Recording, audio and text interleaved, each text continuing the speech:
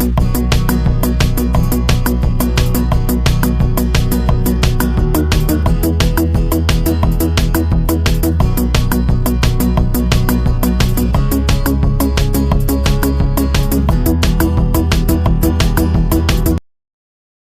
Students, welcome back to my channel.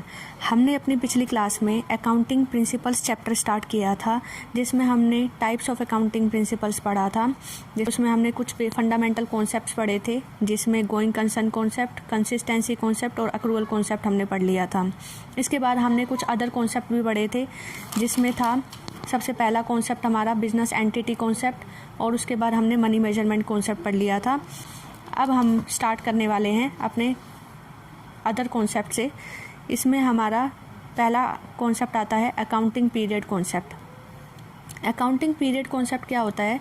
In this assumption life of the business is divided into different accounting periods से 1 year.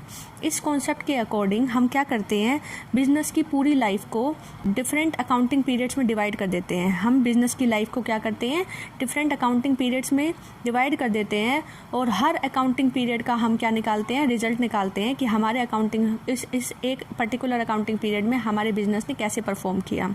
ठीक है, तो accounting period concept हमें क्या बताता है, इस कॉन्सेप्ट के अकॉर्डिंग हम अपने बिजनेस की पूरी लाइफ को कुछ अकाउंटिंग पीरियड्स में डिवाइड कर देते हैं। ठीक है, जैसे कि 1 साल का हम अकाउंटिंग पीरियड ले लेते हैं। अब उस अकाउंटिंग पीरियड के अकॉर्डिंग हम हर साल के एंड पे हम अपनी बुक्स तैयार करते हैं, जिसमें हम प्रॉफिट एंड लॉस और बैलेंस शीट तैयार करते हैं, जिससे कि हम अपने बिजनेस की पोजीशन और प्रॉफिट एंड लॉस का पता लगा पाते हैं। अब ये अकाउंटिंग पीरियड कब स्टार्ट होता है? This accounting period starts on 1 April and ends on 31 मार्च। सभी अकाउंटिंग पीरियड हमारे कब स्टार्ट होते हैं? 1 अप्रैल को स्टार्ट होते हैं और 31 मार्च को एंड हो जाते हैं।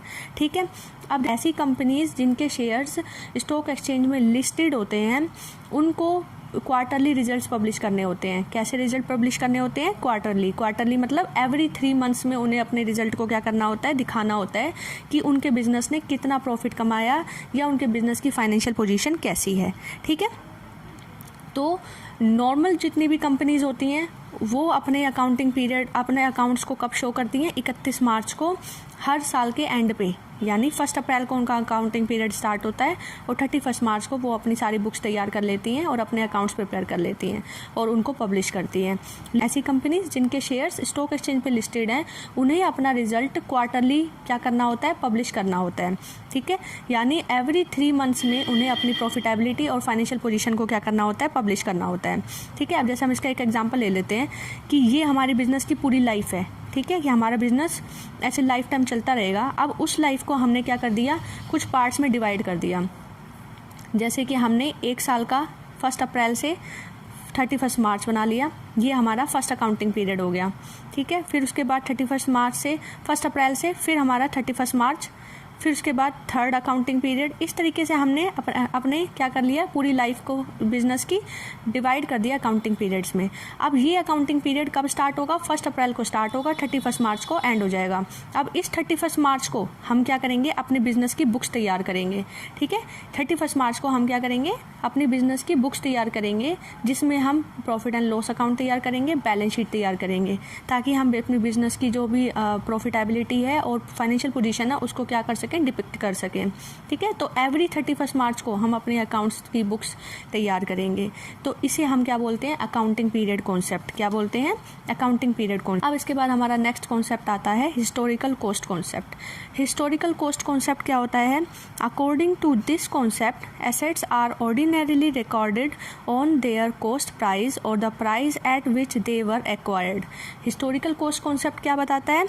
इस कॉन्सेप्ट के अकॉर्डिंग जितनी भी एसेट्स हमने परचेज की है, हम उसको उनकी कॉस्ट प्राइस पर, यानी जिस रेट पर हमने उनको परचेज किया है उस पर शो करते हैं। ठीक है, इस कॉन्सेप्ट को हम क्या बोलते हैं, historical cost concept. Historical cost concept क्या बताता है कि जो भी एसेट्स हमने परचेज की है उसे उनके कॉस्ट प्राइस पर शो करना चाहिए, ना कि उनके मार्केट प्राइस को। मार्केट प्राइस को हम क्या कर देते हैं, हम पूरी तरीके से एसेट्स के मार्केट प्राइस को इग्नोर कर देते हैं।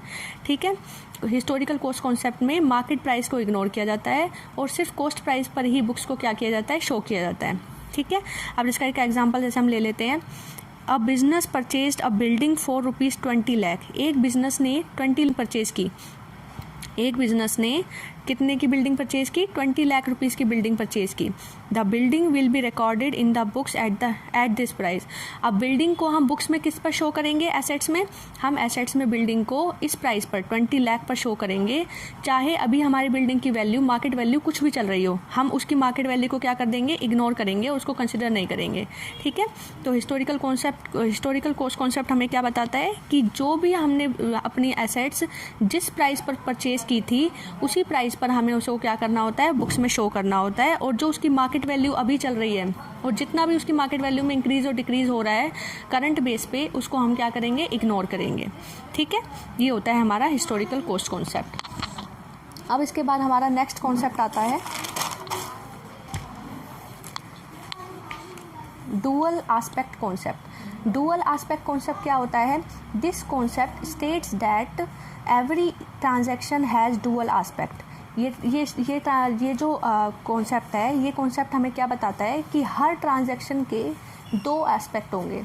Every transaction has dual aspect, यानी जो भी ट्रांजैक्शंस होंगी बिजनेस में उन ट्रांजैक्शन के दो पहलू होंगे। ठीक है, दो पहलू मतलब कि हर ट्रांजैक्शन दो अकाउंट्स को क्या करेंगी, इफेक्ट करेगी। In other words every transaction affects at least 2 accounts, यानी जो भी ट्रांजैक्शन होगी हमारे बिजनेस में वो 2 अकाउंट्स को इफेक्ट करेगी। इफ़ 1 अकाउंट इज़ डेबिटेड, अगर एक अकाउंट डेबिट होगा तो other account must be credited, तो दूसरे अकाउंट को हमें क्या करना पड़ेगा, क्रेडिट करना पड़ेगा। तो ये कॉन्सेप्ट डुअल एस्पेक्ट कॉन्सेप्ट हमें क्या बताता है कि each and every transaction will have dual aspect, कि सभी ट्रांजैक्शंस के 2 एस्पेक्ट होंगे। दैट मीन्स कि ये 2 अकाउंट्स को इफेक्ट करेंगी। ठीक है, और 2 अकाउंट्स, एक अकाउंट डेबिट होगा तो दूसरा अकाउंट क्या होगा, क्रेडिट होगा। ये हमें बताता है डुअल एस्पेक्ट कॉन्सेप्ट। ठीक है, अब डुअल एस्पेक्ट कॉन्सेप्ट को, इसके बेस पर जो सिस्टम होता है रिकॉर्डिंग का, उसको हम क्या बोलते हैं, डबल एंट्री सिस्टम बोलते हैं। क्या बोलते हैं, डबल एंट्री सिस्टम। अब देखो, डबल एंट्री सिस्टम पे हमारी फर्स्ट बुक किसने लिखी थी, फर्स्ट बुक जो जिसने लिखी थी उनका नाम था लूसा पेसोली। ठीक है, Luca Pacioli. First book on double entry system was introduced by Luca Pacioli in 1494। ठीक है, डबल एंट्री सिस्टम पर पहली बुक किसने लिखी थी, लूसा पेसोली ने 1494 पे लिखी थी। और वो कहाँ के रहने वाले थे, वो सिटी वेनिस के रहने वाले थे, इटली के। ठीक है, इटली के वो रेजिडेंट थे जिन्होंने फर्स्ट बुक लिखी थी। ठीक है, डबल एंट्री सिस्टम पर इन्होंने ही हमें डेबिट और क्रेडिट के बारे में सबसे पहले बताया। ठीक है, अब इसके बाद हमारा नेक्स्ट आता है, अब देखो इसी कॉन्सेप्ट के बेस पे बैलेंस शीट जो हम बनाते हैं, वो बैलेंस शीट हमेशा क्या होती है, उसकी दोनों साइड्स इक्वल होती हैं, यानी एसेट्स हमेशा इक्वल होंगी लायबिलिटी और कैपिटल के। ठीक है, बैलेंस शीट में 2 साइड्स होती हैं, एक साइड एसेट्स होती हैं और दूसरी साइड लायबिलिटी और कैपिटल होती हैं। तो एसेट साइड और लायबिलिटी और कैपिटल साइड ये हमेशा क्या होंगी, दोनों बराबर होंगी, क्योंकि हमारी हर एक ट्रांजैक्शन का 2 तरफ इफेक्ट होता है। ठीक है, तो इस वजह से हमारी बैलेंस शीट की दोनों साइड्स क्या होती हैं, इक्वल होती हैं। अब इसके बाद हमारा नेक्स्ट कॉन्सेप्ट आता है revenue recognition concept. Revenue recognition concept या realisation concept. In this concept revenue is recognised और deemed to be realised when the title of the goods are transferred to the purchaser. Revenue recognition concept हमें क्या बताता है कि हम revenue को उसी दिन जनरेटेड मान लेंगे। ठीक है, हम रेवेन्यू को उसी दिन रियलाइज मान लेंगे जिस दिन हमारे पास से ओनरशिप क्या चली गई, गुड्स की ओनरशिप चली गई। ठीक है, यानी जिस दिन हमारे पास गुड्स की ओनरशिप परचेजर के पास चली गई, जिसने हमसे सामान खरीदा है, उसी दिन हम रेवेन्यू को क्या मान लेंगे, रिकग्नाइज्ड मान लेंगे, चाहे हमें उसके पैसे मिले हो या ना मिले हो। इसे हम क्या बोलते हैं, रेवेन्यू रिकग्निशन कॉन्सेप्ट या रियलाइजेशन कॉन्सेप्ट बोलते हैं। ठीक है, जैसे कि एग्जाम्पल हम इसमें ले लेते हैं, if a firm gets an order of goods on 1 January. ठीक है, गुड्स का ऑर्डर आया हमारे पास। ठीक है, किसी कस्टमर ने हमें ऑर्डर दिया गुड्स भेजने का, उस कब आया हमारे पास ऑर्डर, 1 जनवरी को ऑर्डर आया। ठीक है, लेकिन हमने गुड्स उसको कब भेजी, हमने 20 जनवरी को उसको सामान भेजा। ठीक है, लेकिन पैसे हमारे पास कब आए, उसने पेमेंट हमें की 1 अप्रैल को। ठीक है, तो अब बताओ आप एंट्री हम किस दिन करेंगे, हम एंट्री उसकी 28 जनवरी को ही पास कर देंगे, क्योंकि गुड्स हमारे पास से कब चली गई, हमारे पास से परचेजर के पास गुड्स 20 जनवरी को चली गई, यानी ओनरशिप उसके पास चली गई है। ठीक है, तो हम उसी दिन ही रेवेन्यू को क्या मान लेंगे, रिकग्नाइज मान लेंगे, चाहे हमें उसकी पेमेंट बाद में क्यों ना मिले। ठीक है, तो ये कॉन्सेप्ट कौन सा कॉन्सेप्ट है? रेवेन्यू रिकग्निशन कॉन्सेप्ट, जिसको हम रियलाइजेशन कॉन्सेप्ट भी बोलते हैं। ठीक है, तो रेवेन्यू रिकग्निशन कॉन्सेप्ट क्या होता है कि रेवेन्यूज़ को उसी दिन हम रियलाइज्ड मान लेंगे जिस दिन वो परचेजर के पास हमारी गुड्स की ओनरशिप चली गई। अब इसके बाद हमारा नेक्स्ट कॉन्सेप्ट आता है मैचिंग कॉन्सेप्ट। मैचिंग कॉन्सेप्ट क्या होता है? According to this concept all the cost which are incurred to generate a revenue should be charged against that revenue. इसका मतलब क्या है कि मैचिंग कॉन्सेप्ट में क्या होता है कि जो भी रेवेन्यू हमने जनरेट किया है उस रेवेन्यू से रिलेटेड जो भी हमने खर्चे किए थे उनको आपस में क्या करना है, उसी अकाउंटिंग पीरियड में मैच करना होता है। ठीक है, उसे हम क्या बोलते हैं? Matching concept. ठीक है, मैचिंग कॉन्सेप्ट मतलब क्या है कि जितनी भी हमने कॉस्ट इंकर की है किसी रेवेन्यू को जनरेट करने के लिए, तो उस कॉस्ट को उस रेवेन्यू से हमेशा क्या करना है? चार्ज करना है उसी ईयर में। ठीक है, जिस ईयर में वो रेवेन्यू जनरेट हुआ है उसी ईयर में उस कॉस्ट को भी हमें क्या करना है? उससे चार्ज करना है। उसे हमें क्या बोलते हैं? Matching concept. जैसे इसका हम एक एग्जाम्पल ले लेते हैं कि हमारे पास कुछ गुड्स थी। ठीक है, ये हमारी क्या है? गुड्स हैं, और हमने उसको सेल कर दिया 20,000 रुपीज़ में। तो यानी हमारे पास रेवेन्यू हो गया, रेवेन्यू जनरेट हो गया कितने रुपए का? 20,000 रुपीज़ का रेवेन्यू जनरेट हो गया। ठीक है, लेकिन अब ये जो गुड्स हमने बेची हैं इनको बनाने में भी तो कुछ खर्चा आया होगा, तो वो हमारी क्या होती है? कॉस्ट होगी। ठीक है, कॉस्ट ऑफ गुड्स सोल्ड होगी। कॉस्ट ऑफ गुड्स सोल्ड यानी जो गुड्स हमने बेची हैं उसको बनाने में हमारा कितना खर्चा आया उसको हम क्या करेंगे? मैच करेंगे उस रेवेन्यू से। ठीक है, तो उस जो भी हमने सेल की 20,000 रुपीज़ की, उसको बनाने में, गुड्स को बनाने में हमारा खर्चा 3,000 रुपीज़ का हमारा कितना खर्चा आया था। ठीक है, जो गुड्स हमने बेची 20,000 रुपये में, उनको बनाने में हमारा कितना खर्चा आया? 15,000 रुपीज़ का खर्चा आया। ठीक है, तो ये हमारे क्या हो गए? हमारे एक्सपेंसेस हो गए। अब हम इन दोनों एक्सपेंसेस और रेवेन्यू को क्या करेंगे? मैच करेंगे। तो 20,000 के रेवेन्यू कमाने के लिए हमने टोटल कितने खर्चे किए? 15,000 रुपीज़ के हमने खर्चे किए। तो अब दोनों को कंपेयर करने के बाद हमारा जो रिजल्ट निकल के आया वो कितना निकला? 5,000 रुपीज़ का प्रॉफिट निकला। ठीक है, तो इस कॉन्सेप्ट को हम क्या बोलते हैं? Matching concept. यानी जो भी हमने रेवेन्यू जनरेट किया है उस रेवेन्यू को कमाने के लिए जो भी हमने एक्सपेंसेस किए थे उन्हें उस रेवेन्यू से क्या किया जाएगा? चार्ज किया जाएगा, और उसके बाद हम उसका रिजल्ट निकालेंगे कि हर ट्रांजैक्शन से हमें क्या निकल के आ रहा है, प्रॉफिट निकल रहा है या लॉस मिल रहा है।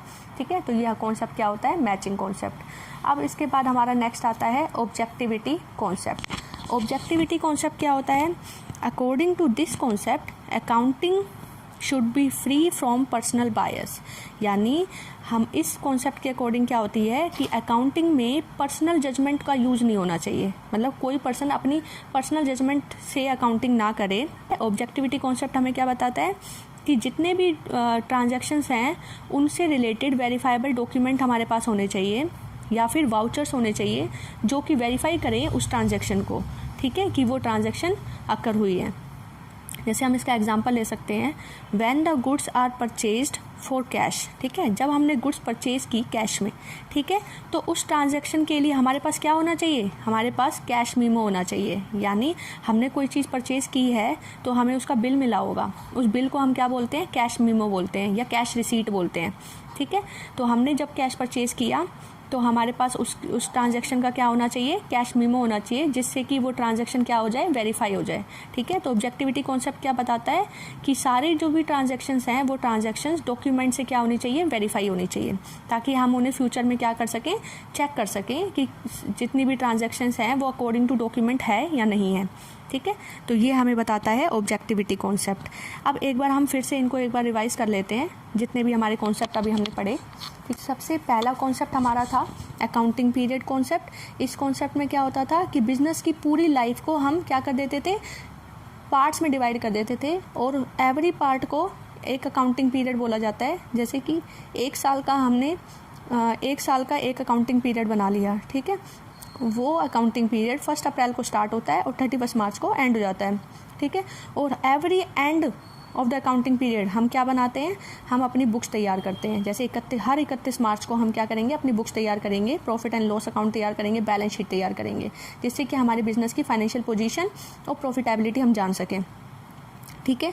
तो अकाउंटिंग पीरियड कॉन्सेप्ट क्या बताता है कि बिजनेस की लाइफ को डिफरेंट अकाउंटिंग पीरियड में बांट दिया जाता है और फिर उन डिफरेंट अकाउंटिंग पीरियड्स के क्या किए जाते हैं, एंड में हम क्या करते हैं, रिजल्ट्स तैयार करते हैं बिजनेस के, ताकि हमें पता चल सके कि हमारा बिजनेस प्रॉफिटेबल है और हमारे बिजनेस की फाइनेंशियल पोजीशन कैसी है। ठीक है, तो ये हमें बताता है अकाउंटिंग पीरियड कॉन्सेप्ट। और शेयर्स वाली कंपनी जिनकी शेयर्स स्टॉक एक्सचेंज में क्या है, लिस्टेड हैं, उन कंपनी क्वार्टरली अपने रिजल्ट्स को क्या करना होता है, शो करना होता है। जिन कंपनीज के शेयर्स स्टॉक एक्सचेंज में लिस्टेड हैं उनको अपने रिजल्ट क्वार्टरली शो करने होते हैं।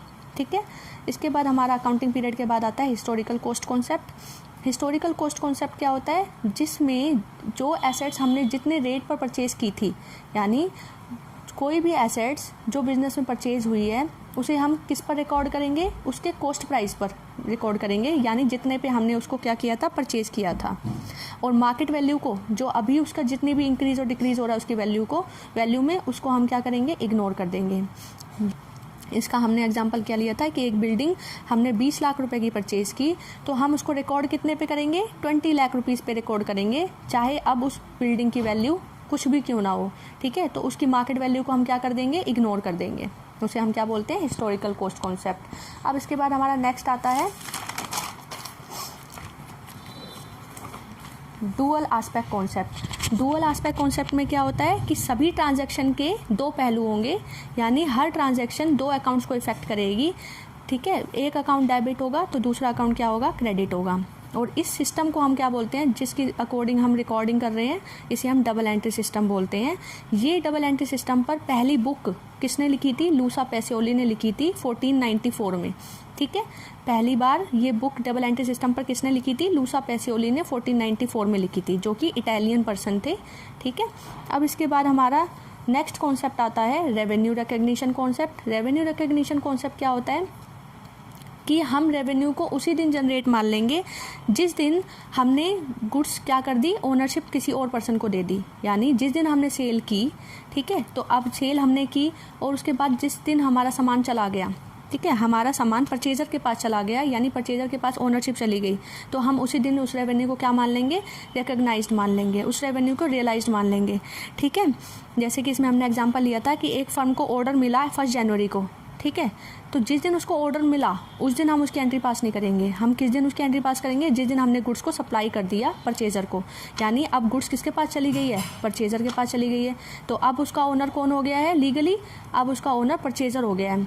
ठीक है, और तो जिस दिन परचेजर के पास ओनरशिप गई गुड्स की, तो उस दिन हम रियलाइज़ मान लेंगे, ना कि जिस दिन हमें उसकी पेमेंट मिलेगी। तो हमें पेमेंट चाहे कभी भी मिले, लेकिन जिस दिन हमारी सेल अक्कर हुई हम उसी दिन ही उसको क्या मान लेंगे, रेवेन्यू को जनरेटेड मान लेंगे। अब इसके बाद हमारा नेक्स्ट कॉन्सेप्ट था मैचिंग कॉन्सेप्ट। मैचिंग कॉन्सेप्ट में क्या होता है कि जो भी हमने रेवेन्यू जनरेट किए हैं, उस रेवेन्यू से रिलेटेड जो भी हमने खर्चे किए थे उनको हमें आपस में क्या करना चाहिए, मैच करना चाहिए। ठीक है, ताकि हम जो उनको मैच कर कर क्या निकाल सकें, रिजल्ट निकाल सकें। इसको हम क्या बोलते हैं, मैचिंग कॉन्सेप्ट। जैसे इसमें हमने एग्जांपल लिया था कि कुछ गुड्स थी, उन गुड्स को हमने बेचा कितने रुपए में, 20,000 रुपीज़ में, तो ये हमारा रेवेन्यू जनरेट हो गया। लेकिन इस रेवेन्यू को जनरेट करने के लिए, इन गुड्स को बेचने के लिए हमने गुड्स को बनाया होगा, और इनको बनाने पर जो खर्चा आया वो उसकी कॉस्ट होगी गुड्स की। तो उस रेवेन्यू में से हम उन गुड्स की कॉस्ट को क्या कर देंगे, माइनस कर देंगे, और उन दोनों को मैच करने के बाद जो रिजल्ट आएगा वो हमारा क्या होगा, प्रॉफिट होगा। ठीक है, तो इसको हम क्या बोलते हैं, इस कॉन्सेप्ट को मैचिंग कॉन्सेप्ट बोलते हैं। इसके बाद हमारा नेक्स्ट आता है last concept, objectivity concept. Objectivity concept क्या बताता है कि जो भी हम अकाउंटिंग कर रहे हैं वो पर्सनल जजमेंट से दूर होनी चाहिए। ठीक है, यानी पर्सनल जजमेंट उसके ऊपर बेस्ड नहीं होनी चाहिए। सभी जितनी भी ट्रांजैक्शन है वो ट्रांजैक्शन डॉक्यूमेंट से वेरीफाइड होनी चाहिए। ठीक है, उनके लिए डॉक्यूमेंट हमारे पास होने चाहिए ताकि हम उनको क्या कर सकें, वेरीफाई कर सकें। या तो हमारे पास वाउचर्स होने चाहिए, ठीक है, ईच ट्रांजैक्शन के वाउचर होने चाहिए। अब इसमें हम एक एग्जांपल क्या ले लेते हैं कि जैसे हमने गुड्स परचेज़ की कैश में, तो अगर हम कैश में परचेज़ कर रहे हैं तो हमारे पास क्या होना चाहिए, कैश मीमो होना चाहिए उस ट्रांजैक्शन को वेरीफाई करने के लिए। ठीक है, तो ये हमारा था ऑब्जेक्टिविटी कॉन्सेप्ट। तो आज हमने सारे कॉन्सेप्ट कर लिए हैं, अब हमारे बचे हैं कन्वेंशंस, ये हम अपनी नेक्स्ट क्लास में पढ़ेंगे। आज के लिए हमारे कॉन्सेप्ट इतने ही। Thank you for watching.